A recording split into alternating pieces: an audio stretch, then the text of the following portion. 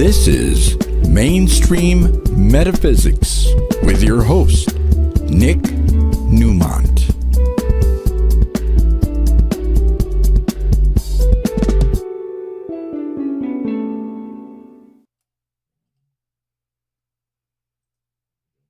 Good evening. It's another warm Tuesday night in Southern California.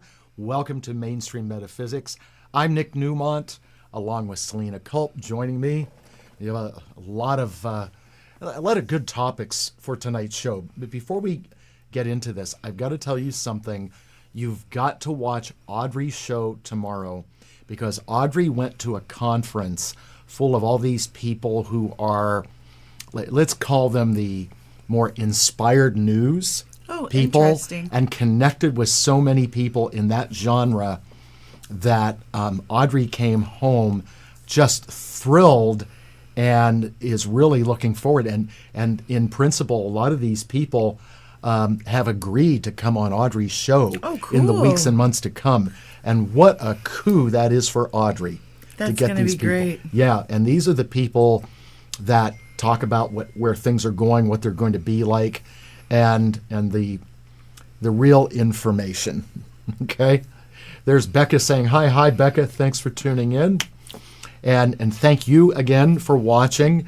And I want to say thank you. We were just talking before the show to last week's guest, Kara Chialio, and more information about the Rasha and ozone therapy. I had a Rasha treatment today, and I love those treatments. I really do. They feel so good, and they're very fascinating experiences. So if you haven't tried the Rasha device yet and what a session is like, get in touch with me and I'll connect you with Kara, because it is really good. It's really good. It's a whole different trip. And then next week, in lieu of the psychic panel that's coming up on July the 13th. I mean, we're just moving on. Already? My God. All right. I mean, this week is 4th of July, and it's definitely summer out there, isn't it? It's Jeez. warm. It's warm for sure. So, next week we are going to do a combination of live and remote with the three ladies that are part of the psychic panel, which we're doing at the Newmont Center at July 13th, which is so soon, a week and a half away. Oh my goodness! And then following that, the following week will be my friend and trainer Brandon Fravel, and we'll be talking about how to train in the heat, what to eat, what to drink, what kind of training you should do, what to wear. That's best for training in hot weather like this, because we're officially in summer now. Yeah, Woof. Definitely warm. It is warm. And please don't tell us it's a dry heat. Doesn't matter. The hot is hot. For goodness sake. It sounds like dry heave. It's a dry heat. Yeah, right. It's like when you're out in Palm Springs this week, it's 120 degrees. Oh my Who gosh. cares? And I'm serious about that. That's Who warm. cares if it's humid or dry? I mean, whatever. Now, given the weather, okay, which it is warm, and this type of year and time of year is bug season, okay? Right, definitely. So a lot of people in their homes are dealing with fleas, mosquitoes, little critters that are blooming right now. They're out. They're ready to bite. They are, and some of us are not ready to be bitten. So of course, this stuff happens. So we want to talk about, in your doTERRA line, preventative measures, but then what do we do if we have been bitten? Sure. Well, most people get bitten one way or another, So it's smitten. just kind of there. It's just kind of there. And I love to choose natural solutions for my family. Sure. And doTERRA is a choice that we've made for a long time now, for about 10 years. And, something like a bug bite can be really annoying. And so our family chooses to use essential oils to handle that. Now, to prevent the bug bite in the first place, you're going to want something like TerraShield, which is an incredible product. I actually have a video posted on my account of Facebook or Instagram where I took the TerraShield, I sprayed it on myself, and then I sat in a cloud of insects, of mosquitoes, in fact, in Alaska. And You're brave. Yeah, you could see them surround me, but not land on me or bite me. It was like a little cloud of mosquitoes was around me. And you used the spray? And I just used the TerraShield. And Okay. so that was a really great remedy for that. You know, if you needed to go a step further, there is, you could add citronella to it. You could add lemon eucalyptus to it, which is another great solution. But yeah, if you're like experiencing, these are lemon eucalyptus is here. If you're experiencing a bug bite because it's too late, you didn't use TerraShield, peppermint, melaleuca, lavender, I like to layer those 3 on so that you're not itching, scratching, and really, you know, getting that annoyed bug bite feeling. Right. Now, a question, because I have the, that's tea tree, the TerraShield oil. Yeah, you could. Okay. It's the same thing as the spray bottle. I refill my spray Okay. bottle. So the question is, like, for instance, as we've talked about, hi, Catherine Glass. Good to see you. I got a bunch of bites. Yeah. Okay. And I have been using what you've told me to use, but I'm having to layer on a bunch of oil. Sure. Would it be better for me to get the spray where I'm just like that? You know, you could do that to prevent it, but if they've already bitten you, you could put peppermint, lavender, and melaleuca in a spray bottle and dilute it with water even and spray it on your skin. Okay. You know, which is great. I have spray bottles of things like that all over for little remedies. Nice. Or, you know, you could layer it on whichever is most convenient. They also come in roll-ons, which sometimes is a lot more handy than having to drop oils from the larger bottle. Whatever works for you. Well, I love oils. I mean, you know, at the center, we Yeah. have our own oil line and product line of magical stuff. But if it's one spot, then the oil is great because of the concentrate. What I feel is that if you have an area that needs to be covered more, that when you put the oil in your hands, a certain amount of the oil is going into your pores in your hand. Sure it is. Okay? So I think a roll-on, if there's a bigger area to cover, and the spray, I think, is a better way to go. You could do that. You could also see which concentration works better for you. In the bottle, it's a little more diluted because it has the coconut oil in it already, which, as you know, if you're adding it to a carrier oil, it's going to stay on your skin longer than the straight oil because of evaporation. The oil does evaporate a little bit, but if you're putting a thicker carrier oil on, it's going to last a little longer on your skin. Tell them, for people that aren't as educated as we are on it, describe a carrier oil. A carrier oil is like fractionated coconut oil. You could even use olive oil if you had to. Jojoba oil. It's just a thicker oil that you would add in addition to the oils to sort of hold the oils for longer on your skin. Well, I'm Italian. I sweat olive oil. You sweat olive oil, I bet you do. Well, that must be what the bugs are biting then, your tasty olive oil skin. Well, I read, and you know, we've had some flea issue at our house. Right, so have we. And so what I read, which is fascinating, that because of my olive skin and having more pheromones, that the fleas are attracted, like Audrey is not getting bit at all. Yeah, she doesn't taste as good. See, if I respond to that, then I get into trouble.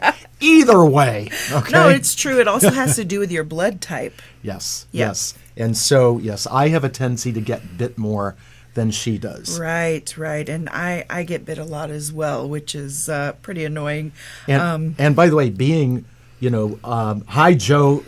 Good to see you. Hi, Audie. The other thing is that because of the being warmer blooded, I am mostly Italian, that the fleas gravitate toward more warm.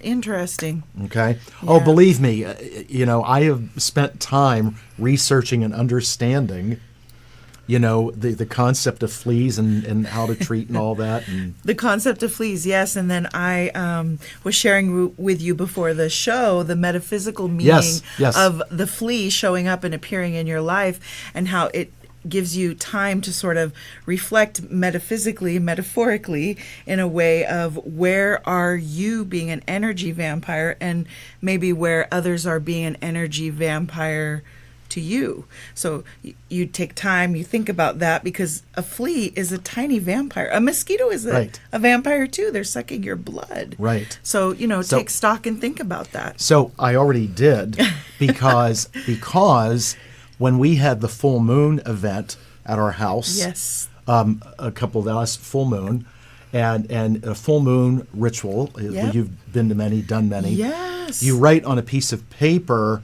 what doesn't serve you anymore, what you want to release, Yes. and you throw that into the fire. And what I wrote, are you ready for this? I release all my clients that don't want to do the work. So did I know that there were some blood-sucking parasites out there? Yeah. No, that's an attorney. They appear. They do appear. They appear in many places, right? Often those energy vampires can be our own family members, which we kind of have to look out for, you know? Well, of course. My Of kids course. are like, take me here, take me there, because it's summer. So, then I'm tired and I need a nap in the afternoon. They Right. suck me dry. Right. So I did that. I recognized that on some level, and at that full moon, that went into the fire. Good. And we do have, when we talk about planetary stuff, the second half of the show, we'll talk about the upcoming new moon and stuff like that, but we're not there yet. So the thing that you researched about the flea, that is really Isn't fascinating. that interesting? Yeah. I mean, there was a lot of other things that went along with it, but that was the gist of it. And I was like, it made me chuckle because it was so on point for our show tonight. Well, the other thing about fleas, too, if you don't know, and if you've never aren't dealing with fleas, then good. The other thing about fleas, too, where you're talking about their bloodsuckers, but fleas also poop. Oh, yeah. Okay? So now you're getting crapped on by this insect. You're not only getting your blood sucked out, you're getting crapped on. Oh, gosh, Nick. So, well, I guess you better be on guard then. there we go. On guard. Yeah, and so within that is keeping your hands clean. There we go. With the On Guard, and this is great because it's a spray, and then there's also a gel, and then you can obviously wash your hands too, Right. or wash your hands of the poop. Right. Well, and by the way, the exterminators and the people that come in and treat, they do talk about that. Yeah, it's important to get that off. You have to really clean that because, and this is something I studied too, that if you're not careful compared to a mosquito or a spider bite, Sure. that if you scratch a flea bite without washing it, that what happens is, because there are those little poops, Yeah. okay, that it gets into your skin. And if you go online and you look at flea bites, you see the bite and what looks like a red halo around it. And that's the infection from not getting the bite cleaned out. Sure, and in that article I read today, it also talked about how when you have so many bites because they've really attacked you, that it actually weakens your immune system and makes you fatigued. So if you're feeling that way because of it, you better address it. You better take care of it. But it does require literal. It's like you need to pay attention. What's Right. going on Yep. in your environment? You need to clean up. You need to take care of yourself Right. and those that might be sucking you dry of energy. As it were. Talk a little bit about, I've used On Guard. Talk about that. That's a great product. On Guard is a great product, and I bring these two because this is such a convenient little bottle for hand sanitizer to throw in your purse or in your bag when you're going to the beach, and it smells really great. A lot of times hand sanitizers are a little weird and they have like fragrance and stuff in it, but On Guard smells nice. It's like clove and orange and cinnamon. It's really a great, pleasant smell. And we've used this also, Nick, at the beach. Sometimes in California we get a little tar on the bottom of our feet from the beaches here, unfortunately. Yep. This took it right off, which is really cool. Well, the On Guard flavor, if you want to call it that, comes in toothpaste Sure. and mouthwash. Toothpaste, It is mouthwash. so good. And I've got to tell you something about On Guard, the mouthwash. Yes, you are watching Mainstream Metaphysics. Yes. We cover more than the physical world on this show. So I had a little bit of a tooth issue going on, It was sensitive. But I went in and did some magical work on it myself, okay? But I used a lot of clove, okay? And I do not have a problem anymore. Yeah, well, the On Guard toothpaste actually has xylitol in it, which helps rebuild the tooth's enamel, as we now know. So Wow. that's a great reason to make the switch in general. In addition to that, it doesn't contain a bunch of crazy toxic things in it, like fluoride, which we know is definitely not good for us. Well, and we have the On Guard toothpaste at home and at the office. Yeah, I keep it everywhere. And people laugh, with those of us that are in people's faces all day. Yeah, we gotta have good breath. We have to have good breath. So I brush my teeth with the On Guard toothpaste, in the morning before I leave the office, at night before I go to bed, and at least 3 times during the day. And I have a question for you. I have the little spearmint little gels. Oh yeah, the beadlets. You have the supermint ones. Right. Yeah. Does that come in On Guard? It comes in On Guard, yes. It also comes in peppermint. I want to order that. Yeah, See? you've got to get that. Those are great. Welcome to QVC. Yeah, no, those are great. Also, they're great if you have throat irritation. Oh, good. Because it has the clove in it, which clove gives a numbing effect or a pain reliever. It's a topical analgesic. So another great way to use it. No, it does taste good. It feels good in the mouth when you use it. And, of course, it does, what we're talking about topically. That's great to find out that it cleans tar off your feet when you go to the beach. It does, and and off your teeth, right? Yeah. I think also we're really fortunate that we have a retail spot at the Newmont Center. So if you are in Agora Hills or in the Los Angeles area and you're like, I need some doTERRA and I don't want to wait for it to ship, you could just come in and buy it from us. We have a retail spot there with products for you to just pick up if you need them. And we keep a little bit of everything. One of my favorite new products that we have, though, is the MetaPower. And the MetaPower hydration for recharge. This stuff is great. Now, all of us in this extreme heat are getting a little bit of dehydration. And so we're drinking water, but are we really absorbing it if, we're not having a little bit of salt or a little bit of trace minerals along with it? Sure. So this helps kind of like expedite that. My kids love the flavor. They're easy to open, and you just pour this into your water bottle and drink, and they're a great flavor. They are, and we do have the strawberry at the office. It tastes good, and I do feel replenished. Now, one thing about these little pouches, they look like candy from the past that's powder. Yeah. They are not. They come out very easily. Yeah. So if you get this and you tear it open, be ready to pour it in your water. Yeah, this one is a liquid, and you just want to shake it up really good and make sure you're getting all of the trace minerals that are in there into your water, so you're getting the full benefit. Yeah, it's not a powder that just kind of, it's like be ready to go when you open those. And if you're curious and you're in the office, there are some in the retail area to try. So if you think you want to check it out before you buy it, stop by, grab one, and put it in your water and try it out. Yeah, I highly recommend it. I have to tell you something. I've been through tons of product lines, okay? Tons, and different people coming through. You got to try this and you got to try that. But I must say, and everything is personal. I love the doTERRA line. I really do. Same. It's one of those things, like once you really discover a couple of products and you venture into the doTERRA land, you just keep coming back because it's consistent, it's high quality, and it's affordable. Right. And it's a good choice for your family. Right. And by the way, when I say I love the doTERRA line, it's like I buy it and use it. Newmont Center doesn't sell it. It's Salena's retail area. Sure. I'm not saying that, hey, Newmont Center is trying to sell you something. It's because it's good. And it's good. And it's easy to get through me if you would like to. Please do. And like I said, we do have it at retail there, which is very rare actually. Not a lot of people have doTERRA retail spots. Right. They have you order it and have you have a membership, but we are lucky enough to carry it there. And one of the great products right now that I am super excited about is the sun care line.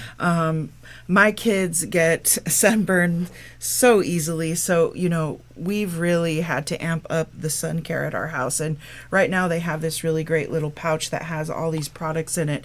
So there's a sunscreen for face and body that's 40 SPF. There's also a lip balm that's 20. So, if you also want to make sure your lips don't get sunburned. And that can happen. It can happen. It does happen. And then after sun care is something that we are super into, because after you've been in the sun all day, even with sunscreen, you might feel it on your skin a little. And, putting this on to help you recover quicker has been a game changer for us. There's also a spray version of the sunscreen, but this is what comes in this little kit, which is super handy. Nice. Yeah.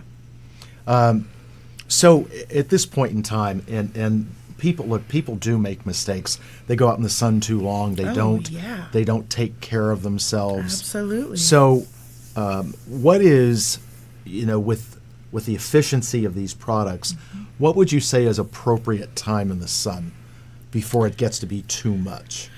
That's a good question. I reapply multiple times, but it does depend on if you're going in the water or not. Sure. So if my son is going to be running to the ocean and jumping in a couple times, we're coming back and we're reapplying just to be safe, because nobody likes a sunburn. It's no fun. No, not at all. Yeah. And people have a tendency to miss like the ears or certain body parts that they do. This is true. I like to use both combination of the spray, which I don't have the spray here today, but the spray on the body and then the stick, which is nice because you can just put that on your ears, put it across your nose for a little more protection. What is the scent in the sunscreen products? How would I describe the scent? That's a good question. It's hard to describe. It smells fresh. It's a good smell. No one's complained about it, that's for sure, but it does have a smell. Yeah, I grew up way back when with copper tone and the smell of the coconut and it's not like that, but it does have a good smell. It does have essential oils in it, so you are getting that sort of essential oil smell, which is always pleasant. Now, what essential oils, if you know this, are more protective when it comes to sunscreen? Well, that's a good question. I'm not sure the answer to that. I only know really about afterwards. So I found it really great that they came out with this because we were still buying over-the-counter sunscreen up until last year. And then when this product line came out, I was excited because, sunscreen has a lot of toxic things in it. And often, there was a while my kids were allergic to sunscreen. What are you going to do then? We were really buying high-end sunscreen at one point, $60 a bottle or something to make sure they didn't get a rash from the sunscreen. But this hasn't happened to them with this, which is I'm so thankful for.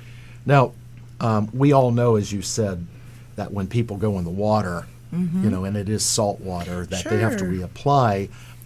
Is there anything about this where maybe it does last longer even if you go in the water? Not necessarily, it might wash off. So we just reapply to be sure, but it's safe to reapply, so it's not like you're putting on something that you're like, oh, this toxic chemical is going on my skin each time. Exactly. And before the after sun care came out, we were making up little spray bottles of peppermint and lavender with water to spray on our skin because of being in the sun too long. But now with this, it's just so nice and it feels so good and it smells good. And then the recovery time has really been reduced. Oh, that's important. Yeah. So when you're talking about mixing oils to spray, is that a cooler? Yeah, that's a cooling effect. Oh, because when you come out of the water, and let's say it is a hot day at the beach or your nearby pool, your body gets hot again. Yeah. And you go in the water to cool off, but then when you come out of the water, you're warm. So what would you say, peppermint? Peppermint, mint, peppermint, spearmint, lavender. That's kind of like my favorite combo. It's great for hot flashes too, for ladies who need that. One thing I can tell you about the sun specifically with essential oils is you just want to be mindful of not using things like orange, tangerine, anything in that sort of family of citrus, and then going into the sun, because those are reactive to UV. Okay. And so that's for safety. You wouldn't want to put on wild orange and then go out into the sun. That's not a good idea. Ah. It can actually cause blisters. So in the summertime, we stay away from citrus oils. You know, when we talked, recently about the oils and the flea bites, I must tell you that when I've used a combination of peppermint, tea tree, and lavender, Yeah. it takes the sting out of the bite. Right away. Yeah, it really works. Right away. And for our dog, we've been using rosemary oil in his shampoo to help keep the fleas away. And it helps quite a bit. And then he smells good too. It smells like, who's cooking? He's cooking, yeah.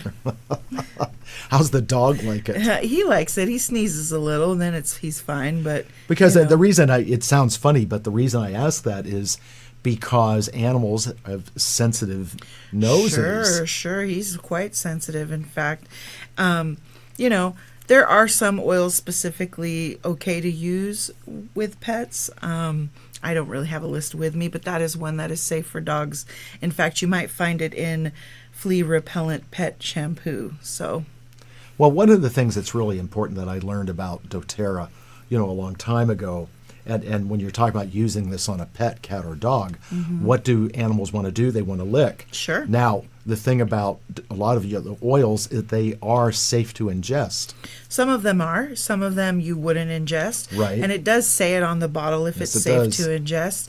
And, you can also put it in a capsule and swallow it that way, a veggie cap, so that if you don't like the taste, but you want the benefit as well, because it is plant material that is compressed into the oil form. Right. So you're getting that benefit. And it's something like 32 tea bags is equivalent to 1 drop of peppermint oil.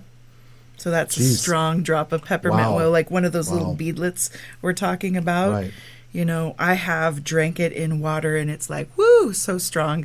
So, Yeah, I, a while back, one of my clients, something was going on, and I said, here, have one of these beadlets. Yeah. And she was like, yes, it wakes you right up, Right. clears your sinuses, clears your palate out, and gets you going there with some fresh breath for sure. Right. It's also great if your stomach is upset. yeah.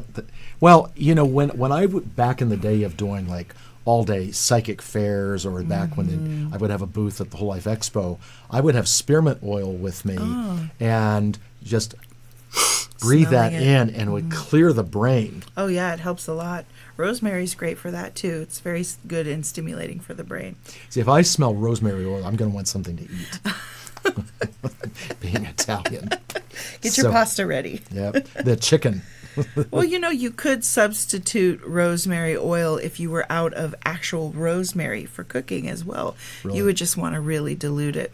Yeah, exactly, because it is concentrated. And I've, recently when I've been using the oils, a few drops of each, Yep. Creating a little puddle, Yeah. in my hand, it does go a long way. It does go a long way, Really especially if does. you're adding in like the carrier oil like we talked about. Definitely. So, so when it comes to, what's bugging you, and if they are bugs, there are a lot of different options, that we have here with the doTERRA line that can either be a preventative or relieve the pain and the sting Sure. of the bite. And also, they also help to heal the bite faster. Yes, too. absolutely. So if, it takes a number of days for a bug bite to heal. But what would you say of all the oils, which one is the one, let's forget about itching and stinging, which is the one that's going to help heal that bite faster? Heal the bite faster? Well, you're mostly looking for that sort of antiseptic, which would be like your tea tree oil.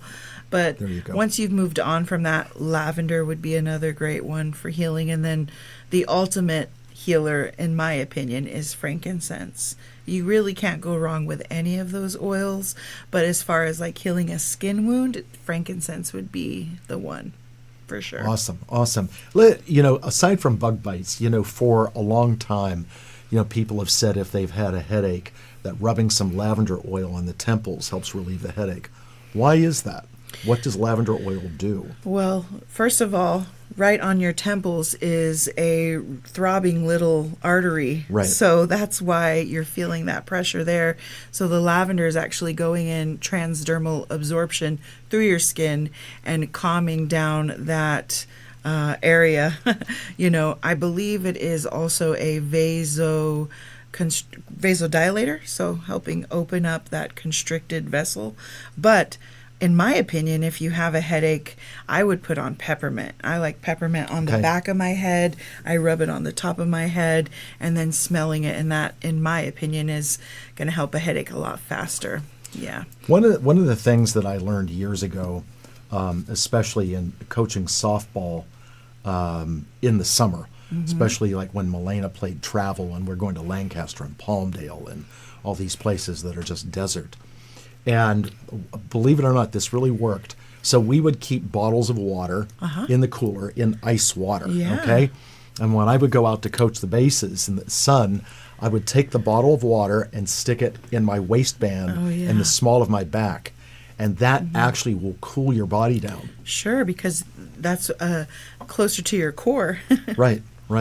So little tricks like that work. So when it comes to, as I said on the teaser, what's bugging us, there's a lot of things that are going on with people right now. People are kind of buggy, all right? Yeah. And last night in the sentient healing class, they tried to create a tangent. I was like, oh, no, they would never do that, right? Your students? Yeah. Well, they're educated. They know what questions to ask, especially Mrs. Newmont.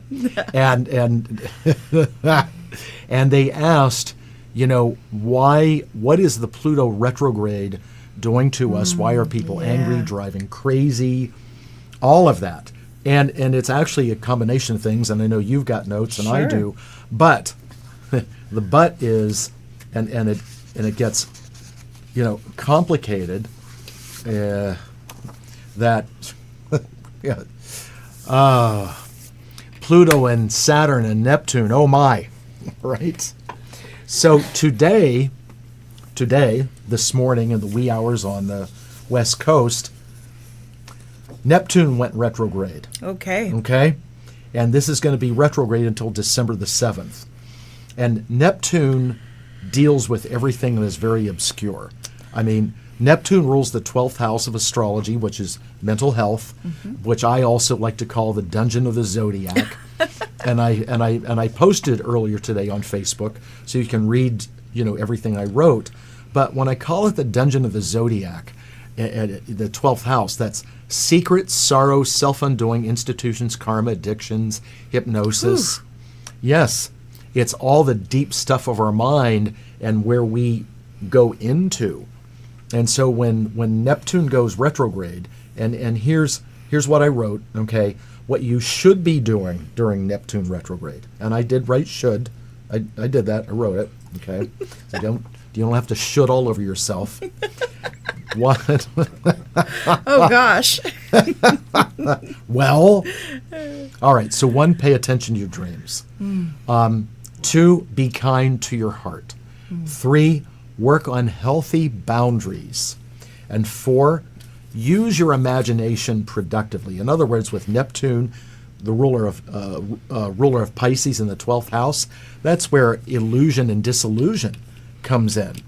Now, what you want to avoid during Neptune retrograde, don't get lost in your dreams. In other words, stay connected to reality. Don't let yourself be a doormat, all right? Don't spend time with energy vampires.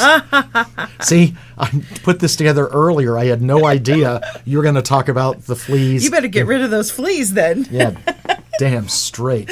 And don't get lost in fantasy. And I wrote, get your head on straight, laughingly, and more important, laugh. So Neptune retrograde, if you let it, will mess with your head. Now, this week, this coming Friday, the 5th, in the late afternoon on the West Coast, we get a new moon in Cancer. So this is where we want to look at our relationships on our emotional life, personal life, and also take a look at behavior with family members, what do things look like on the home front, literally. And this is a time to move forward with new emotional patterns, all right? Now, because the moon rules Cancer, and this is a Cancer sun, Cancer moon, this can be a very emotionally driven pattern that we are setting forward. And remember, a full moon is for releasing, a new moon is setting new patterns forward. So this week, start to think about what you want to do in a productive way moving forward emotionally, and if your home life needs to be fixed, if your house needs to be fixed, this new moon is where you set intentions on that. All right. Then, oh my God, and well, you've got notes on Pluto retrograde just like I do. Yeah. What do you want to say? Pluto is the planet of death and rebirth. Death and rebirth, transformation. So, it's a good time when it's retrograde to really self-reflect, right? And look at where we can better transform our lives, right? Is there a rebirth that needs to happen? Is there somewhere in your life where you need to let something go and move forward without it? We talk a lot in our practice about changing timelines, and, when you're in that place of switching your timeline, are you doing that same thing over and over again and it doesn't serve you, and you're bringing that into your future from your now, and you were doing it yesterday, you're doing it now? Of course that's going to happen tomorrow too. This is a good time to sort of let that all go and create a new habit, something that's better for you, and have a complete rebirth if that is, what you need in your life. Because Pluto will be retrograde until November. Yeah, November, a long time. So because Pluto basically moves 3 steps forward, 1 step backward over the course of a year, okay? Because it moves so slow. Now, the question that the students had, Salena, is why are people so angry during Pluto retrograde? Yeah, well, they're really having to look at themselves in a different way than they ever had before, and they may not like what they see.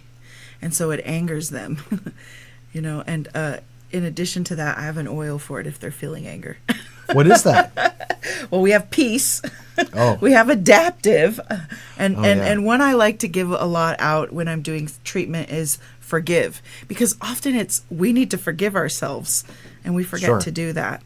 Yeah, definitely. Yeah.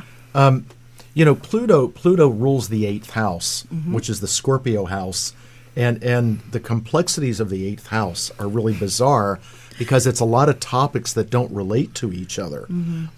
It's the concept of other people's money, meaning your investments or a partner's money, real estate, stocks, lawsuits, settlements, and then it's sex. Oh, gosh. 8th house is sex. It's surgery. It's the scientific side of ritual, all occult practices. It's anything that is sort of covert and underground. Okay. Pluto in Scorpio in the 8th house is very strange. It's accidents, it's public conveyances. So, and then it has to do with where is Pluto retrograde in your chart compared to the natal Pluto. And before Pluto was discovered, Mars, the god of war, ruled the 8th house. Okay. So one of the things that I try to tell people is that with Pluto retrograde, just look at what needs to be repaired.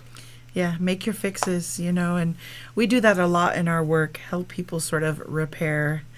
One way I like to do that is going in and doing what we call hypnodrama. Yeah, it's really helpful where we can kind of role play these scenarios and help them get through them with a better projected outcome than maybe what wasn't working for them. In the clients that you're working with right now, what would you say that people are the most angry about? Yeah. What is the, as therapists, we say, what is the presenting complaint? I would say probably relationships. Wow. Okay. Yeah, and what their role is in them.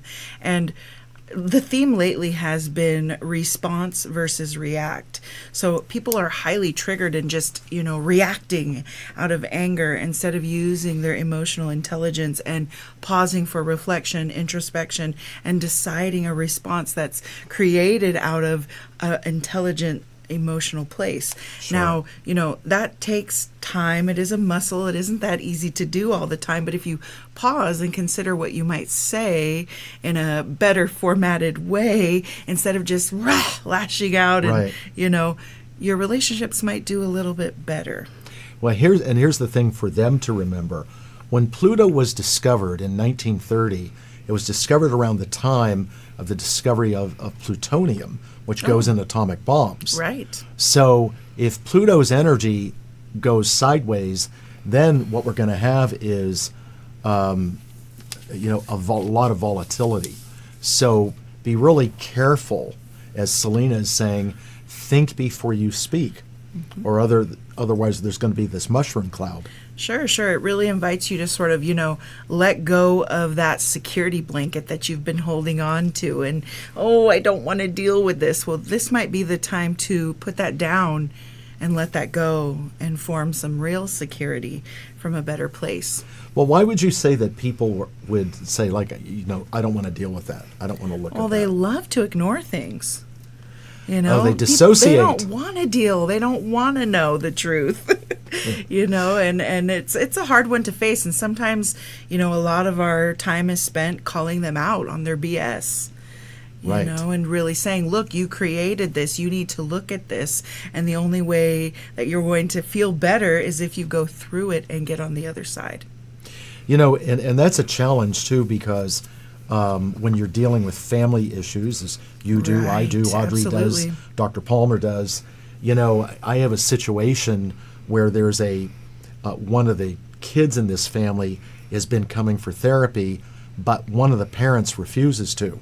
Yeah. And the that's tough. irony is, and there's a lot of anger in these relationships, and what this one parent can't see is the kid's behavior is a mirror for this parent. Sure. Where did they learn it? And then we talk a lot about family systems and how that has come through the generations of their family. And it's hard to see when you're in it. I think sometimes age plays a role in it too. Like, you're from a different generation than your kid. And so the world appears a little different, and we've been through things differently than they have. Sure. Especially now, this younger generation, they've been through quite a bit. Yeah, they have. They really have. Yeah. As you and I and Audrey and many are HMI graduates, dealing with this, another family, the father was talking about his son that's 15 that's having these explosions, okay? Yeah. And I said, well, look, I don't want you to take this as blame, but from 9 to 15 is where the children learn relationship behavior from the father. Right. And I said, you have demonstrated a lot of volatility in front of your kids, very Plutonian. Right. All right. And so this is learned behavior. And I had to repeat, I'm not blaming you, but this is learned behavior. Sure. He's got this directly from observing you. All right. So, what's interesting about this is that, and no one out there would know who this is. This is a family in another state. They're coming next week for in days, person. To our place and working with several different people. Okay, well, good for them. They must really want to solve their problem. Well, they're realizing that the monster in the dungeon is banging on the trapdoor so hard, the bolts are starting to come out of the trapdoor. Be careful. The fire-breathing dragon might come through. Well, no, they're going to get the fire-breathing dragon, Is you? a.k.a. Merlin. Okay? All right. I'm the one that summons. This is good. They're actually very nice people. They just have to Yeah. learn how to reparent. Well, Definitely. nice people make mistakes too. It just No happens. kidding. It just happens. We're not perfect. We all need adjustments and fine-tuning in our lives personally and in our Absolutely. parent lives as well. Right. And we're always learning because as the world evolves, we're having to evolve too to new circumstances and situations Gosh. when we were born, there just was not this huge manual that just told you, when this comes up, deal with this. This is how you do this. And so for us as therapists, we're having to look at all these things and take what we've learned, literally, and then there's a certain amount in this evolutionary process where there's a certain amount we have to do on the fly. Yeah, quickly. And, then what I've noticed a lot in my practice is there's these kids coming forward now that have all these clair gifts that are developing really fast. And if you are a parent that can't keep up, they're going to need help with that because they are receiving information that maybe the parent doesn't even understand or can't feel. Yes, and I've seen that. This is going on. I don't know how to deal with this. And it's like, okay, I can help you deal with this. Jeez. So when it comes to, we're on the topic of anger and Pluto retrograde. So in hypnosis, and I understand hypnodramas, what do you try to do what do you say or do in the hypnotic process to help diffuse the anger? Well, I do a lot of what we call emotional neutrality, where we take them into a hypnotic state and we do guided meditation or relaxation, and we get into the hypnotic state and we try to we do neutralize the emotional triggers that come along with that. Like when you feel the rise, let's reduce that. Let's turn the volume knob down on that. Let's get it to a place of neutrality so that you can have a little more peace and bliss and not be so reactive. So then when situations that make you angry come up, that sort of little button that was installed before just isn't there anymore. So, not everyone is responsive to it. There are those who take more work than others. Sometimes that happens in a couple sessions. Sometimes it takes multiple sessions to reprogram that. You and Audrey went to HMI 10 years after I did. Yep. And I got to study with John and Alex Kappas. Yeah, that's so cool. But were you trained? See, I am asking you a question right here live on the show. Oh, okay. Were you trained on finger raising and arm rigidity for anger? Yeah, we do that. Oh, we do good. That sometimes, it's rare that I use that. One of the things that I have found is often people are going into hypnosis the second they sit down, just when you're talking to them, because they expect you to just be putting them in hypnosis immediately. So it's interesting. I'm looking for things going on with them to see where they're at. Do I need to go a step further? Do I need to deepen them more so we can sort of get to those subconscious issues or not? It's interesting, and clients have, misunderstood this. When people come in for hypnotherapy, and if people have never done it before, they don't know what to expect. But sometimes people think that they're supposed to come in and be in hypnosis for like 45, 50 minutes. Yeah, not necessarily. No. Yeah, Not necessarily. I remember when I studied with John and Alex, they really said half an hour max, 15 minutes. Sure. I think the longer sort of inductions or hypnosis sessions that I have done have dealt with past life regression, and that is usually a little bit longer because we're talking back and forth about what they're experiencing, and often very interesting things come through. Definitely. We record those sessions, but just in a normal session it might be a few minutes, 20 minutes tops. Sure. They think it's minutes though. They're like, wow, It's been 2 minutes. I'm like, well, actually look at the clock. It's been 20 minutes. Right. Well, and a lot of times they think they don't go out, and they do. Sure. That's a whole other thing. Right. It's like, what time is it? Well, there's something I learned way back when it comes to hypnosis, and it's this phrase. Every minute in the hypnotic state is like an hour of deep, restful sleep. Sure, they feel really great when they wake up. It's like a quick little zip out of time, and there are certain things that we can say without giving too much language to help them lose track of time perception, which I definitely have to put in for some people because they just are so resistant. But, once you start having them lose track of time and place and space and where they're at, that's the sweet spot right there. I've had people say, "Oh, do I have to get up out of the chair?" Yeah. I said, "Well, I don't know that you want the next client laying on top of you. Yeah, it's time to go. Goodbye. Yeah. Often I'm rushing them away. I'm like, okay, you've got 5 minutes. You've got to go now. Yeah. That's like just time management. So, anything else with diffusing anger, in a time like this? Well, there are things that I do in my sessions when someone comes in that I know is having anger issues. Often I sometimes even smudge them outside before I let them into the building to sort of diffuse that a little bit before they come and sit down. And then I offer them a drop of an oil right away so that they can, calm down before they start to talk. And then depending on whatever it is that we're going to do, I'm going to give you a drop of balance while we're talking so you can sort of get that smell. If there is something that I know is really bothering them, I'm going to pick an oil fresh. according to what they're going through, the opposite effect, to sort of bring them down a little before we even start talking. Sure. I like balance. It's kind of neutral. It's great for everyone. But forgive is one I go to a lot. We use peace a lot in my practice. Console if they've been crying a lot or really sad and they can't control their emotions. But if they're feeling anxious or upset, I go for adaptive every time. There's the emotions oils, which are great for it. But to be honest with you, almost any oil is going to work because they're going to be sensory switched to smell right away.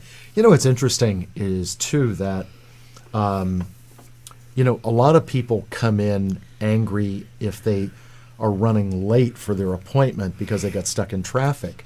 And, it is what it is. If they lose time off their session because of schedules, that is what happens. Yeah. But, it's become sort of a joke, and I do mean it as a joke, that when people say, there was traffic, we live in Los Angeles. There's always traffic. That's to say there's traffic is redundant. Right. It just is. Yeah. Now if people move here from another state, they have to talk about the culture shock. Yeah, well, I teach my kids if we're always early, we're never late. Right. Well, that's what we used to say with the younger kids in coaching softball. Yeah. If you're early, you're on time. If you're on time, you're late. If you're late, you're running. Yeah, well, this is that's a tough lesson. They probably wouldn't like to run too much in this heat. Yep. And they learned. Now, another thing I want to bring into this, and I'm going to really condense this, is wait a minute. I have the woulda, coulda, shouldas of Pluto retrograde. Well, you forgot Saturn retrograde also, I'm going to talk right? about that. That's I right mean, on. goodness. That's right on the top there. Okay. So what to do in I eliminated should. What to do that's advisable in Pluto retrograde. Explore your inner self. Pluto is the planet that's the furthest away the sun, so it doesn't get any deeper than that. Ready for this one? Because we didn't compare notes before we did the show. Nope, we separately did this. Discover healthy outlets for anger. Right. Refinish something. Don't you have to restart before you refinish? Let things slide. Okay. Put some oil on and just slide. Slide right through life. Yeah. Now, what you don't do in Pluto retrograde, give into rage, and you were talking about that, going straight from zero to explode. Let go of being self-righteous, all right? Don't hold on to things too long.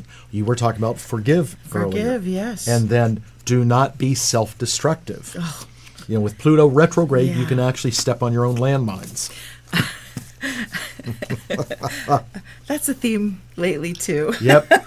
Well, there is a lot of self-sabotage going on where people are cutting off their nose to spite their face. Absolutely. And it's like, because in Pluto retrograde, there is a component, like there is righteous anger, which is a really good thing. But what I'm seeing in people right now is where people get locked onto something, and even if they are correct, they just have to be right, and right to everybody's detriment.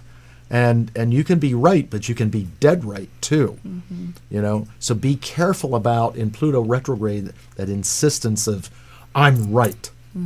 And pushing everyone away in the process, and suddenly you're lonely. Right, exactly. Now, Saturn retrograde, Saturn isn't as deep as Pluto or Neptune. Sure. Saturn, like Jupiter and Mars, is one of the interpersonal planets. Saturn rules our environment, our interaction with the environment. It rules the 10th house of astrology, which is Capricorn, which is public appearance, career, reputation, success, what you show to the public. It's also time, right? Yes, and that glyph for Saturn is the sickle of Kronos, the god of time. Sure. So to boil it all down, what I say about Saturn retrograde, yes, and business could slow down a little bit in Saturn retrograde, but Saturn retrograde is a time for adjustments. Right. Take it back to the drawing board, have all the facts, okay? Don't panic, all right? Because Saturn retrograde buys time. Then look at everything that you need to, and then go forward, and Saturn will go direct in November, mid-November. Now, when Saturn's retrograde, like for instance, if you filed a tax extension and it doesn't go direct till November, you've got all the way until October 15th to file a return. Take a step back and review, and then move forward. Like for instance, we're talking about some major events at the Newmont Center. Sure. These plans are there, Yeah. but I'm not going to sit there and go, okay, let's just do it. We got to sit down and look at all the plans and how we want to enact this, along with all the players involved. But if anyone comes to you during Saturn retrograde and says, okay, you got to do this, you have to do this, or else you're not going to go, fine, don't. And I put that into action.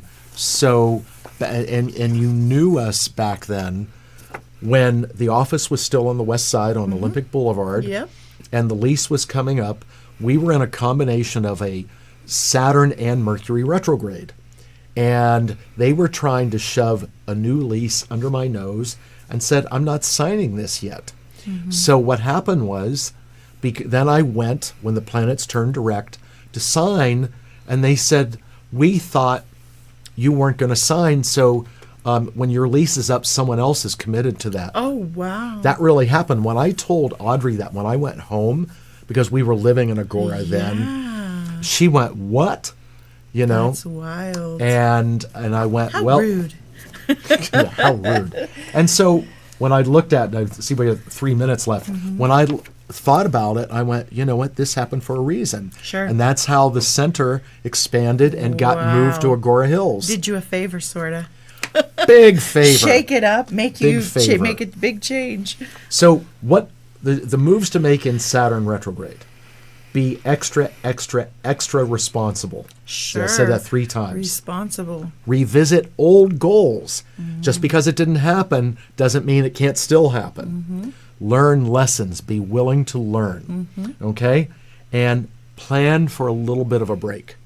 Take your foot off the gas a bit in Saturn retrograde. Now, in Saturn retrograde, what you don't want to do, or what's not good for Saturn retrograde. First of all, don't be selfish. Yeah. Okay? Don't let laziness or complacency take over, or apathy. Don't ignore the obvious. Okay? If it looks like a duck and quacks like a duck, it's a duck. And then the other thing in Saturn retrograde, which is the most important, don't blame other people for what's going on. Sure. Take accountability. Because Saturn is the planet of karma. And my note says this is a good time for you to grow up. Yes. You know? Yes, because Saturn is Capricorn, which is maturity. So if you're feeling immature, there are places to grow up. Right. Look at that. Right. And that's it, whether you're 20 or 40 or 60, whatever it is. You know, it is a time to grow up. But Saturn retrograde, my experience is, it's actually a good thing because it makes you think. And it will counterbalance the Pluto retrograde, where people are kind of volatile and just exploding. Yeah. And the Saturn retrograde, the wisdom of Saturn goes, wait a minute. Wait a minute here. Slow down. Exactly. Exactly. Keep your head on straight. Exactly. Well, yeah, that's a Neptune retrograde. Okay.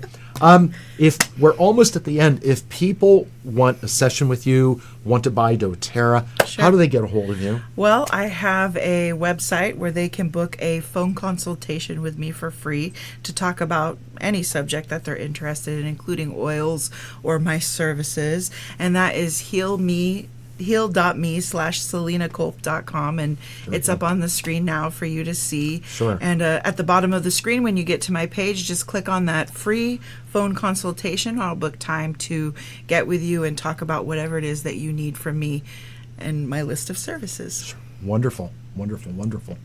Thank you so much. I have to tell you something. I don't think there was a moment of dead air Well, on tonight's probably show. not. We could have kept going for 30 more minutes. Well, we had a lot of good things to talk about tonight, Yeah. and it was. I'm really glad you came on because thanks for having me. I appreciate you it. are welcome. Well, you are a member of the Newmont Center, and love having you on the show, Thanks. and because you know a lot of things about a lot of different topics. Sure. And hi, Karen.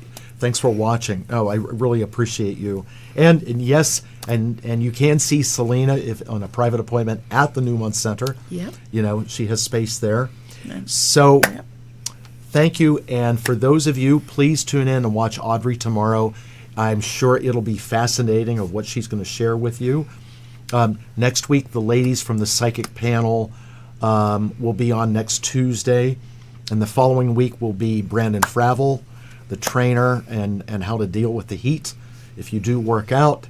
And again, I'm Nick Newmont. This has been Mainstream Metaphysics with Salena Colp. As always, take care of yourself, take care of each other. I will see you next week. Good night, everyone. Bye.